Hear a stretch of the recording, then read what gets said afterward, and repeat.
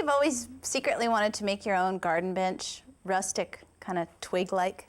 Well, this is the day, because I've made one here, and I wanted to show you how it got put together. It's way easier than you might think. And it's really just a matter of throwing things together and then sitting down on it and feeling cozy. Huh? It's actually pretty steady. Like it's not going anywhere, all right? One of the real secrets to working with twigs is to have lots and lots of them. And the way you do that is you wait till everybody prunes their trees and go around sort of at night with your car and stuff sticks in the trunk. Or you can ask your public works department when they do a big pruning job. They would love to get rid of some of their sticks. Now there's all kinds of different trees, and some are hardwood and some are softwood. Here's a little bit of info on that. The stuff when people make the really bent wood twig rockers and stuff, they're using swamp willow. Well, that's a little harder to come by. You kind of have to go out to the country for that. But all kinds of people have lilac, and it makes a really nice twig furniture piece. Or maple. Really, you can use any wood. I got apple and cedar and all kinds of things. I don't really care. I'm just making a bench here, so I'm not going to get all fussy. Now, the sort of the secret of making a bench is decide how big you're going to make the seat first. So I've cut this to be about 57 inches. I was going to make it 54 inches, but then I realized I'd done all this wood burning on the corner, which I couldn't possibly lose. Even though it doesn't really have any artistic merit, it's odd and sort of graffiti-like. So I got a 57-inch long seat, and if you see on this bench, I kind of inset the actual back from the length of the seat. So you can do it any way you want. You've got options here. So I'm going to lay out the back. It's important to work on a flat surface. If you work on the ground, you'll end up with a bench that rocks, because as we build this and stand it upright, it needs to be on a level surface. So here are my two back pieces, and I just need to get them roughly 55 inches or so apart, and then I'm going to nail some cross pieces on them. So I'm going to just use outside dimensions because it's easier for me to remember outside bark to outside bark rather than center to center. That's roughly right. Don't want to get too precise here. Okay, so now I'm going to select some long pieces because you see, let me just show you. See, what goes on the back is that there are some two long pieces down here, and then these two cross pieces. So that's what we're building. We're building the back. Okay, don't go anywhere. All right, so I'll come over here and just... Now remember, people's backs are going to be resting against this, so probably one of these really nubby ones isn't going to work unless you're prepared to take some tools and get rid of all the nubs. Here are the tools that you'll maybe need. These are loppers, and so you just come in like this. They're ratcheting loppers, they're great. And just get rid of those little binks. Or you can use hand pruners, or my favorite tool is this Parmesan kind of wood rasp, and that just takes the bumps off. Okay, now this piece of wood is going to be a lot of work because it's got so many little bumps, so I'm going to trade it in on something a little smoother, like maybe, see, this is the fun part, you just go shopping for a piece of wood. Okay, this is beautiful. Okay, I would use this across the top where people are going to be leaning their backs. This will be great. So I just have to trim it up. So I'll take my little marker.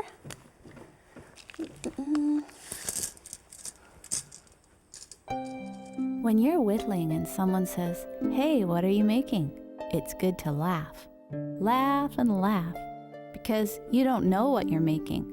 Your mind is just wandering, and the stick is there to make you look productive. If they press you for an answer, say you're creating a realistic carving of a stick. All right, so I've got the back laid out. It doesn't look all that great yet, but you got to keep working with it. So I've decided that this is the place where you rest your back, and then of course this is underneath the bench, these two boards. So you call them boards even though they're really not very board-like. You've got to pre-drill every nail you drive, otherwise you split the wood. So that's why I have 2 drills loaded with bits, and I'm using exterior grade galvanized nails. And it's good to use the spiral kind because they spiral as they drive in, and then they'd have to do the same thing for them to come back out, so they tend to be really locked in. So those are great nails to know about. And it's you have to line the boards up to pre-drill for them, and I'm going to inset this top one. So I can actually, I've pre-drilled this one, so I'll get going and just put a nail in it, and then I can work from there. And it's important to wear the safety glasses when you're whaling on anything. And this is a good time to use a framing hammer, which is got a waffle face in it, because they really grab the nail, and you don't miss as much, really, basically, is how it works. Okay, so I'm going to just get this started. And then it's going to come out about here. Now this kind of a joint isn't terribly strong because it spins like this, so I'm going to add more nails in and around. Okay, so I'll put this one in next, so pre-drilling. Holding it, oh, got too much rubbish in the way here. Okay, right about there.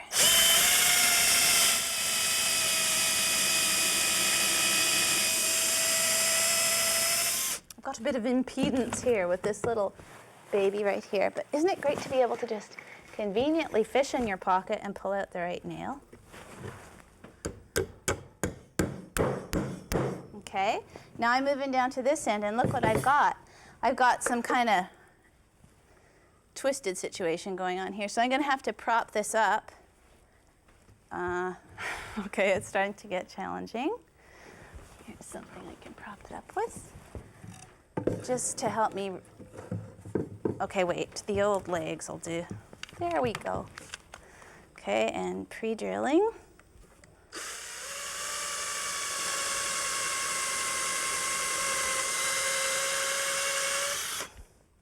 Now that drill bit isn't long enough to go into the other board, but I'm not as worried about splitting that as I am about splitting these babies.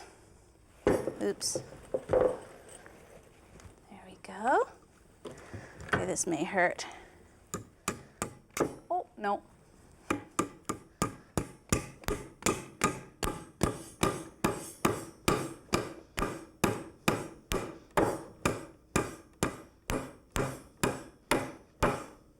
Okay, that's a start. Now I'll nail these two, then I'll be ready to start on the front portion of the bench, which is this little section right here, another little baby ladder, and then it just keeps going.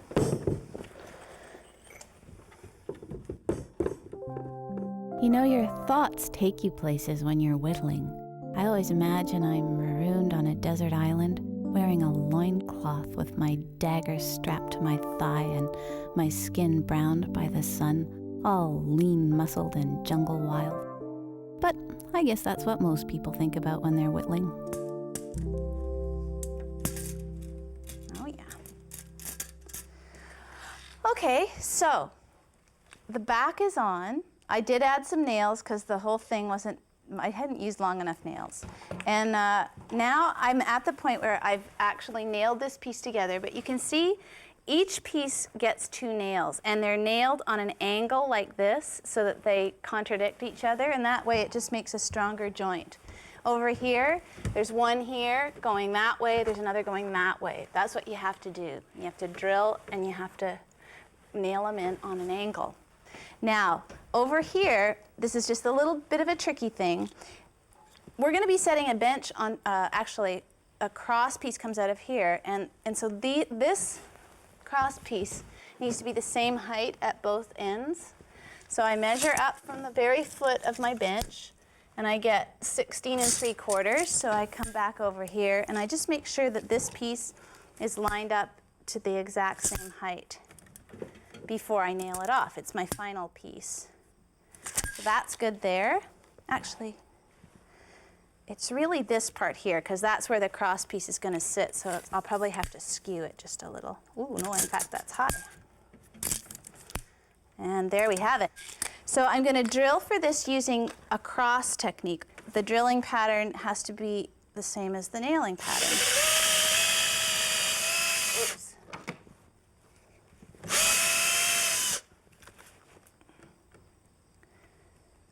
Come on.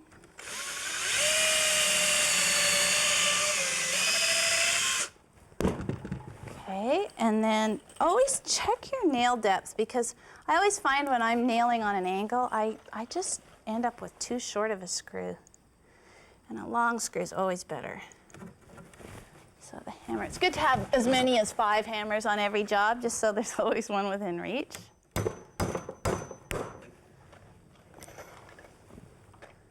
Okay, so I got this done. It's time to build, I'm going to get this out of the way actually. It's time to build this little front section now, and then join the two together and start to, look, it's almost a bench. It looks like a bed so far. Okay, so you lie right here, and here's 2 pieces that'll be the front, and we're off to the races.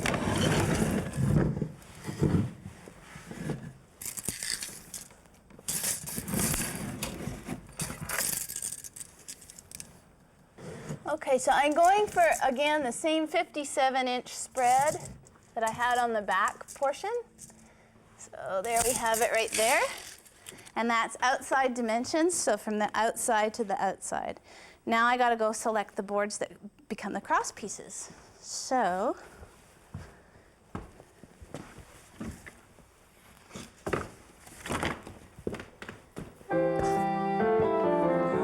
this one.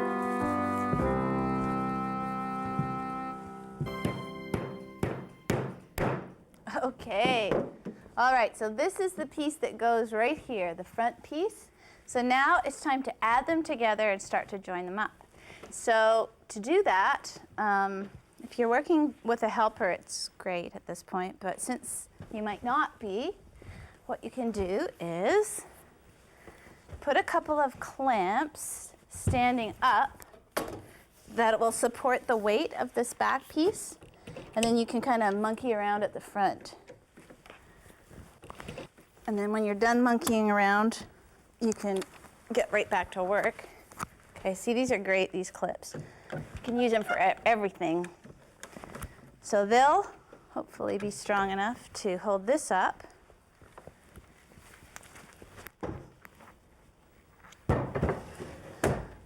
Like this, and then I can come around here and place this where I'd like it. See, it's almost a bench.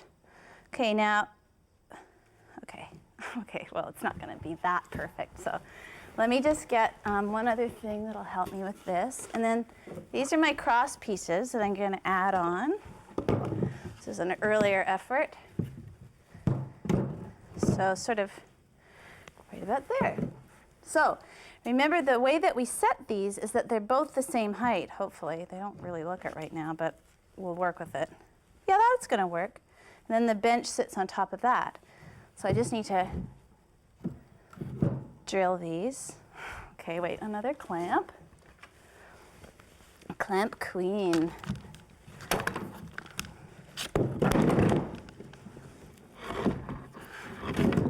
Okay. If you can't wait for me, then you can just lie down until I'm ready. Okay, wait. It's a good idea to lubricate your clamps once in a while because they get sticky. Okay, there. Can you hear? I'm starting to, whoa! Jeez. Okay, one other idea is to actually clamp the back to the clamps. Okay, so there's going to be some clamping going on here.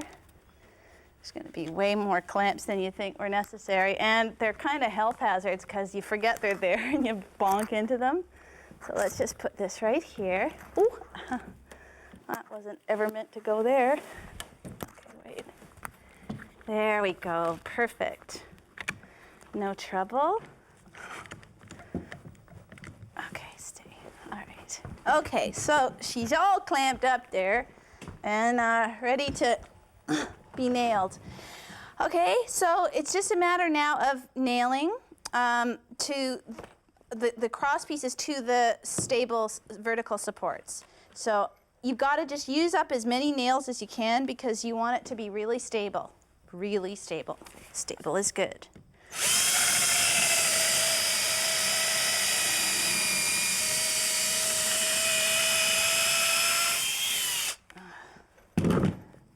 Okay, don't even mess with me, okay? Just because you're in there helping out doesn't mean you get to like fake me out. Wood has so much personality, you may find yourself talking to it. You act maternal toward it, or coach it in a friendly way, or tell it about the time when you kissed that guy but he never called you. When you reach that level of friendship with your wood, it's best to work alone. You wouldn't want people getting all jealous.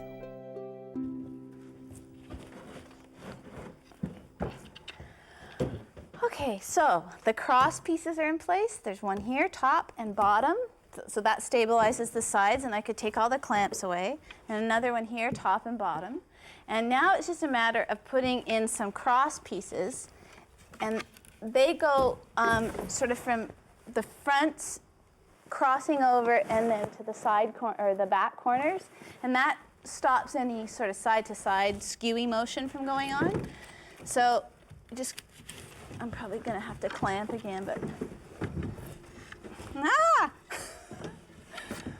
oh, yeah. Okay, so it'll be sort of like that from that one, and then sort of like, so this runs downhill. Oh. Just put them in some way that they get in there, okay? Because it's really hard to get it, you know, because like you sort of have to, I don't know how to explain it. I know I can do it though, and that's what's really pathetic. I have this absolute conviction that see, look, it's easy. See, just like this. Okay. No, just need a clamp.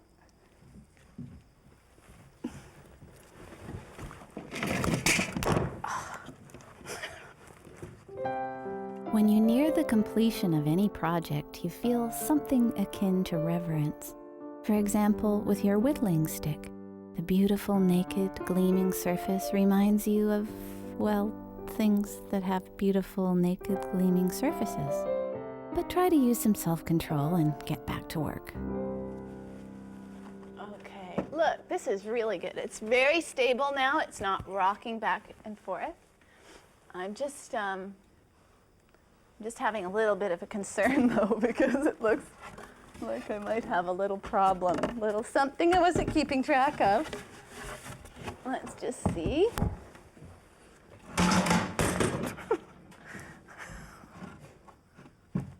It's just not the day for clamping with any degree of, okay, that looks good. But that's not quite so good, so. Okay, there's a couple of options that you have at this point. When you've got that much of a tweak in your bench, you can either go to a lot of trouble to fix it, which it's not that hard, or you can actually just burn the thing and start over. But don't, you know, be doing that, because this is fixable. For one thing, you can just give the whole bench a chiropractic adjustment. That'll make it quite a bit worse. Or you can shim it. That's always good. You see, this will happen to you, and if it does, just keep going. Just keep moving, and that way you'll just keep going. And that's what's important when you've got a problem.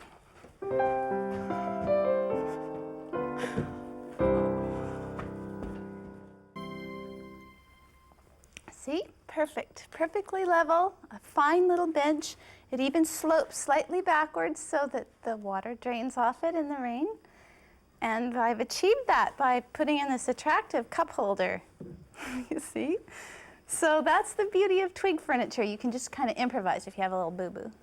Okay, and over here on my right is some really cool furniture by Normand Commeau, who is a twig artisan. And he does a chair, which is it's whimsical and yet extremely comfortable, just like this bench. And then he also has done that stool, which I really love, because it's a bar stool, really, but it has lots of unique organic features. So he's really good. And the other thing I'm noticing is that if I was sitting beside somebody really short, they'd be long gone because there's just not enough support here. So I'm just going to go get another twig and add something here. As Sophia Loren said, mistakes are part of the dues one pays for a full life. And when you've made so many mistakes that you've paid your dues for the next century, you know you have a full life. But that's a charitable opportunity. When people complain that their lives are empty, you've always got some spare mistakes you can donate.